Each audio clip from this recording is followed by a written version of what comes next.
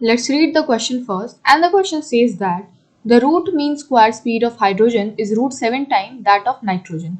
If T is the temperature of the gas, then option A, temperature of hydrogen is equal to temperature of nitrogen. Option B, temperature of hydrogen is greater than temperature of nitrogen.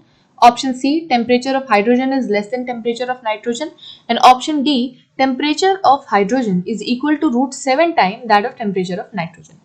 इस question में पहले हम लोग की concept देख लेते हैं.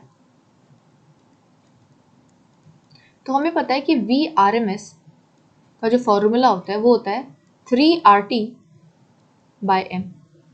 ठीक है, इससे हमें क्या पता चलता है कि VRMS is directly proportional to root of temperature and VRMS is inversely proportional to root of molecular mass.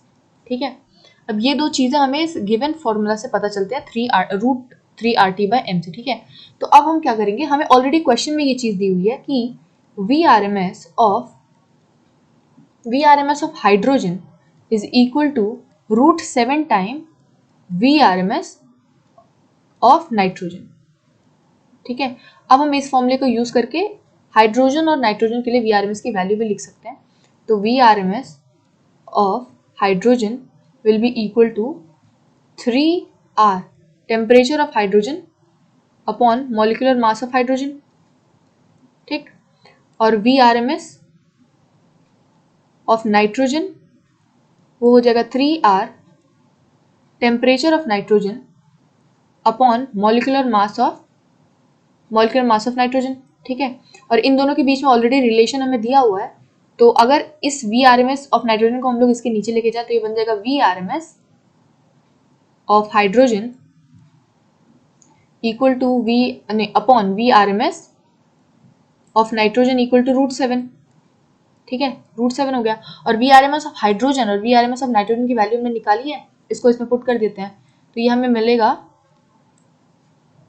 3R temperature of hydrogen upon molecular mass of hydrogen upon 3R temperature of nitrogen upon molecular mass of nitrogen equal to root 7. ठीक है, अब दोनों side square कर देते हैं हम लोग. ठीक है, होल स्क्वायर कर देते, तो दोनों साइड होल स्क्वायर कर दिया तो हमें क्या मिल जाएगा, होल स्क्वायर करने के बाद हमें मिलेगा temperature of hydrogen into molecular mass of nitrogen upon temperature of nitrogen into molecular mass of hydrogen equal to 7. ठीक है, अब temperature of hydrogen और molecular mass of nitrogen क्या हो जाएगा 28 upon temperature of nitrogen into molecular mass of hydrogen हो जाएगा 2 equal to 7. ठीक है, तो यहां से हमें मिलेगा कि टेम्परेचर ऑफ हाइड्रोजन यहाँ से हमें क्या मिल जाएगा, नहीं, temperature of hydrogen upon temperature of nitrogen equal to, ये हमने काटा, ये हो गया 14 और ये 14 नीचे आएगा तो ये 1/2 हो जाएगा. ठीक है, तो यहाँ से हमें मिलेगा कि temperature of nitrogen equal to 2 into temperature of hydrogen. ठीक है, तो हमें देख रहा है कि टेम्परेचर ऑफ नाइट्रोजन जो है वो 2 टाइम्स है टेम्परेचर ऑफ हाइड्रोजन के, यानी कि टेम्परेचर ऑफ नाइट्रोजन बड़ा हो जाएगा टेम्परेचर ऑफ हाइड्रोजन से. ठीक है, यानी कि तो, और हमने देखा था पीछे कि VRMS जो है it is directly proportional to root of temperature.